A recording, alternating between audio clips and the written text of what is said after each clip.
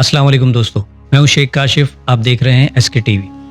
اربوں خربوں درود و سلام ہمارے پیارے نبی حضرت محمد مصطفیٰ صلی اللہ علیہ وآلہ وسلم پر، ان کی آل پر اور ان کے اصحاب پر. مسجد اقصی، بیت المقدس. يا أهل العرب، يا عرب، يا كل الدول النايمة، يا الخلايا النايمة، اصحوا على حالكم. نحن أرهابيين، نحن عیسائی 80 علم لے کر اے مسلمانوں تم پر حملہ آور ہوں گے، اور ہر علم کے نیچے 12,000 فوج. یہ نیٹو کی تیاری کس کے لیے ہو رہی ہے؟ لیکن اس کے بعد پھر یہاں سے جائیں گے وہ جو ان کی مدد کریں گے، اور یہ ایلیا کو واپس لینے والے، یہ مشرق سے چلنے والے لشکر ہوں گے. یہ علاقہ خراسان اور پاکستان جب یہاں نظام خلافت قائم ہوگا، یہاں سے فوجیں چلیں گی، سیاہ علم برآمد ہوں گے، اور کوئی طاقت انہیں روک نہ سکے گی، ان کا منہ پھیر نہ سکے گی، یہاں تک کہ وہ ایلیا حضور کے زمانے میں یروشلم کا نام تھا، یہاں تک کہ ایلیا میں جا کر نصب ہو جائے. اور یہاں سے جانب مشرق ہند اور جانب مغرب یہ جو یہودیوں کا سیلاب آ رہا ہے، ان دونوں کا مقابلہ کرنے کے لیے انشاءاللہ العزیز حضرت مہدی کے جھنڈے تلے لڑیں گے، حضرت مہدی کی حکومت کو مستحکم کریں گے. دوستو، یروشلم شہر جس کا تعلق قرب قیامت سے پہلے بہت اہمیت کا حامل ہے، اس شہر کی اہمیت تینوں اہل کتاب یعنی مسلمانوں، عیسائی اور یہودیوں کے لیے انتہائی اہمیت کی حامل ہے، کیونکہ یہاں بیت المقدس موجود ہے.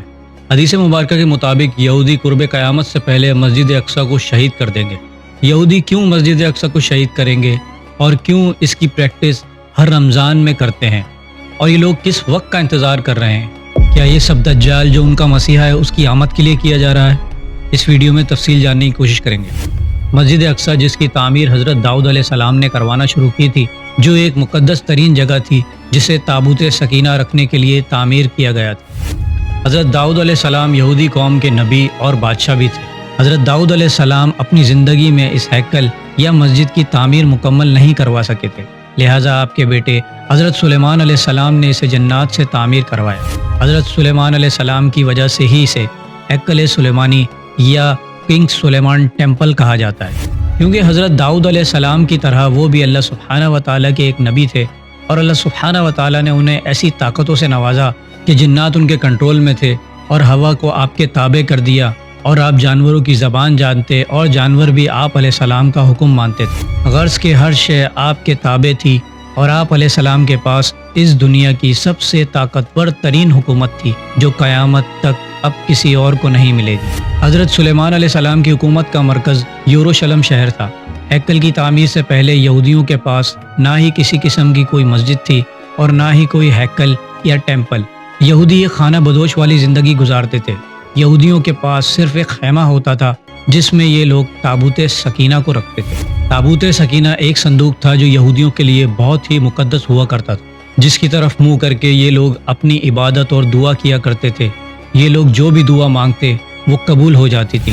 تابوت سکینہ جنت سے بھیجا ہوا ایک مقدس اور بہت ہی برکت والا صندوق تھا جو حضرت آدم علیہ السلام جنت سے اپنے ساتھ لائے تھے. ان کے بعد یہ صندوق نبیوں کو بطور وراثت ملتا رہا، یہاں تک کہ یہ حضرت موسیٰ علیہ السلام کو ملا، اور اس صندوق میں حضرت موسیٰ علیہ السلام کا عصا مبارک، من و سلوہ، حضرت موسیٰ کی توریت کا اصل نسخہ جو حضرت موسیٰ علیہ السلام کو کوہ سینا کے پہاڑ پر اللہ سبحانہ و تعالیٰ کی طرف سے ملے تھے. اس صندوق میں پیغمبروں کی یادگاریں بھی تھیں. یہودی اس تابوت کو اپنے سامنے رکھ کر دعا کیا کرتے تھے. اس صندوق کی برکت سے ان لوگوں کی بڑی سے بڑی مشکل اور پریشانی دور ہو جاتی تھی. جب ان کی کسی قوم سے جنگ ہوتی تو جنگ کے دوران یہ لوگ اس صندوق کو اپنے لشکر کے آگے رکھتے تھے، جس کی برکت سے انہیں دشمن پر فتح حاصل ہو جاتی تھی. اس صندوق کو رکھنے کے لیے حضرت داؤد علیہ السلام نے ہیکل کی تعمیر کروانا شروع کی، مگر یہ تعمیر حضرت سلیمان علیہ السلام کے دور میں جا کر مکمل ہوئی. یہ ہیکل جو ہیکل سلیمانی کے نام سے جانا جاتا ہے، یہ ایک مسجد تھی جو عبادت کے لیے بنائی گئی تھی. یہ مسجد بہت ہی عالیشان اور وسیع و عریض تعمیر کی گئی تھی. حضرت سلیمان علیہ السلام کی وفات کے بعد اس کے 3 حصے کر دیے گئے تھے. باہر کے حصے میں عام لوگ عبادت کیا کرتے تھے. اس کے اگلے حصے کے اندر علماء اکرام جو کہ انبیاء اکرام کی اولاد سے ہوتے تھے، اور تیسرے حصے کو بہت ہی مقدس سمجھا جاتا تھا کیونکہ اس میں تابوت سکینہ رکھا گیا تھا، اسی لیے یہاں کسی عام شخص کو آنے کی اجازت نہیں تھی سوائے اس وقت کے سب سے بڑے عالم یا پیش امام کے۔ اس دوران یہودی قوم کے لیے کئی پیغمبر ان کی ہدایت کے لیے بھیجے گئے، لیکن یہ ہدایت حاصل کرنے کے بجائے بد سے بدتر ہوتے چلے گئے۔ یہ یہودی قوم اللہ سبحانہ و تعالیٰ کے احکامات کی کھلم کھلا خلاف ورزی کرنے لگے تھے، اور اللہ سبحانہ و تعالیٰ کے پیغمبروں کی واضح نصیحت کی وجہ سے ان پر شدید ظلم و ستم کرنے لگے تھے۔ اس یہودی قوم نے اللہ کے پیغمبر حضرت زکریا علیہ السلام کو شہید کر دیا، اور ان کے بیٹے حضرت یحییٰ علیہ السلام کو بھی بڑی ہی بے رحمی سے شہید کر دیا، یہاں تک کہ اس قوم نے حضرت عیسیٰ علیہ السلام کو بھی سولی پر چڑھا دیا، مگر اللہ سبحانہ و تعالیٰ نے معجزانہ طور پر انہیں آسمانوں پر اٹھا لیا۔ اس قوم کی ایسی حرکتوں کی وجہ سے اللہ سبحانہ و تعالیٰ نے قیامت تک کے لیے اس قوم پر لعنت کر دی، کیونکہ یہ ہمیشہ سے ہی ایسے ہیں، اپنی فطرت سے کبھی باز نہیں آتے۔ اس قوم کے لیے ہی اللہ سبحانہ و تعالیٰ نے جنت سے کھانے اتارے۔ جب حضرت موسیٰ علیہ السلام عبادت کے لیے کوہ سینا پہاڑ پر گئے اور ان کی غیر موجودگی میں مٹی سے بنائے ہوئے ایک بچڑے کی پوجا شروع کر دی اور جادو سیکھ گئے، اور یہ جادو نسل در نسل اس قوم میں چلا آ رہا ہے، اور اس قوم نے ہی سود کے کام کو جنم دیا، جسے اللہ اور اللہ سبحانہ و تعالیٰ کے رسول نے سخت ناپسند کیا ہے۔ قتل و غارت، ظلم و ستم اس قوم کی صدیوں پرانی روش ہے۔ انہوں نے نبیوں کو نہیں چھوڑا تو عام لوگوں کی ان کے نظر میں کیا حیثیت ہے؟ تو اللہ سبحانہ و تعالیٰ نے اس قوم پر ہمیشہ ہمیشہ کے لیے لعنت بھیج دی۔ ان پر اللہ سبحانہ و تعالیٰ کا عذاب اس طرح نازل ہوا کہ عراق کا بادشاہ جو بہت ظالم تھا، اس کا نام بخت نصر تھا، جس نے ان یہودیوں کے شہر یروشلم پر حملہ کر دیا اور ان کے ملک کو تباہ و برباد کر دیا، اور ہیکل کو تباہ و برباد کر کے اس کی اینٹ سے اینٹ بجا دی، اور ان کا مقدس سمجھے جانے والا تابوت سکینہ اپنے ساتھ لے گیا۔ بخت نصر نے 6 لاکھ یہودیوں کو قتل کر دیا اور بچے ہوئے یہودیوں کو اپنے ساتھ غلام بنا کر لے گیا۔ عراق میں بابل شہر کے باہر غلاموں کی قیدگاہ بنائی گئی، جس کا نام اس نے تل ابیب رکھا۔ یہودیوں نے آج اسی کی یاد میں اپنے ایک شہر کا نام تل ابیب رکھا ہوا ہے۔ تقریباً 70 سال تک ان یہودیوں کا کوئی پرسان حال نہ تھا۔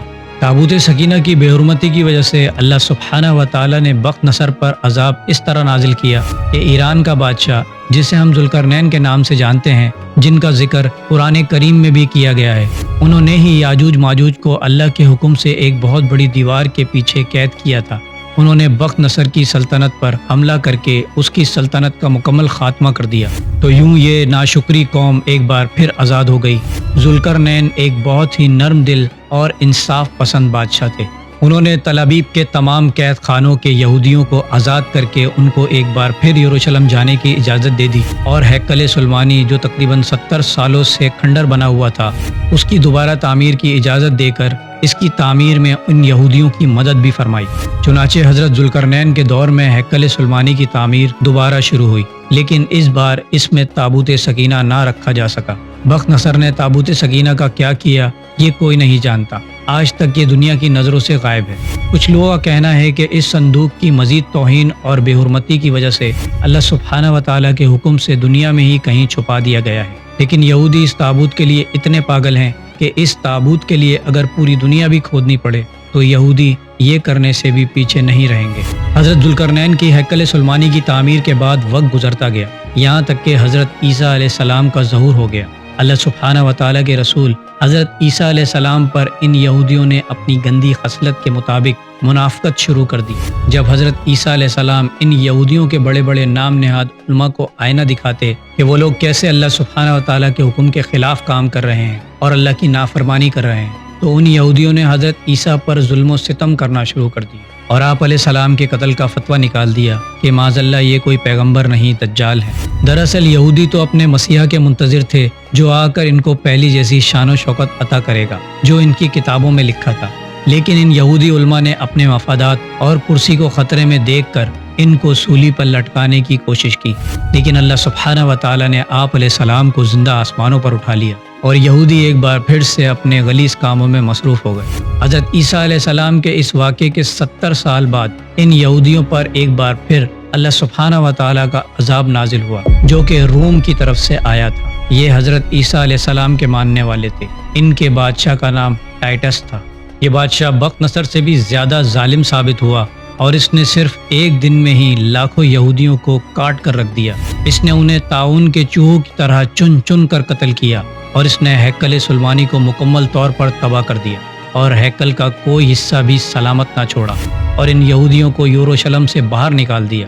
اور یہ ملعون یہودی اپنی حرکتوں کی وجہ سے ذلیل و رسوا ہو کر رہ گئے۔ دوستو، یہودی ہمیشہ سے اپنی سازشوں کی وجہ سے ہی تباہ و برباد ہوئے ہیں۔ یہ کبھی امن سے نہیں رہ سکتے۔ اس قوم نے ہمیشہ انسانیت کو نقصان پہنچایا ہے۔ 1900 سال تک دربدر رہنے کے بعد جب ورلڈ وار 2 میں ہٹلر نے یہودیوں کو طاعون کے چوہوں کی طرح قتل کیا، ہٹلر کی شکست کے بعد جب برطانیہ نے فلسطین پر قبضہ کیا، تو ان بدبخت یہودیوں کو ایک بار پھر سے اس ناجائز ریاست جس کو اسرائیل کہتے ہیں یہاں لا کر آباد کر دیا۔ یہودی قوم جس پر اللہ سبحانہ و تعالیٰ نے قیامت تک کے لیے لعنت بھیج دی ہے، ایک بار پھر سے اس ناجائز ریاست اسرائیل میں آ کر آباد ہو گئے۔ لیکن یہ یہودی اپنی ہزاروں سال پرانی گندی فطرت سے اب بھی باز نہیں آئی، اور یہ مسجد اقصی کو شہید کر کے ہیکل سلیمانی تعمیر کرنا چاہتے ہیں۔ اور یہ لوگ یہ سمجھتے ہیں کہ ہیکل کی تعمیر کے بعد ہی ان کا مسیحا دجال آئے گا اور ایک بار پھر سے وہی طاقت اور حکومت فراہم کرے گا جو حضرت سلیمان علیہ السلام کے دور حکومت میں ان کے پاس موجود تھی۔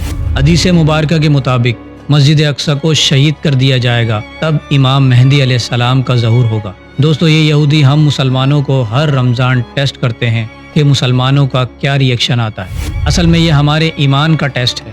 جس دن ہم اپنے قبلہ اول سے غافل ہو گئے، یہ یہودی مسجد اقصی کو شہید کر دیں گے۔ اللہ سبحانہ و تعالیٰ سے دعا ہے کہ ہمارے اس قبلہ اول کی حفاظت فرمائے اور ہمارے فلسطینی بھائیوں کی غیب سے مدد فرمائے، آمین۔ دوستو، امید کرتا ہوں میری ویڈیو سے آپ کی معلومات میں اضافہ ہوا ہوگا اور کچھ نیا جاننے کو ملا ہوگا۔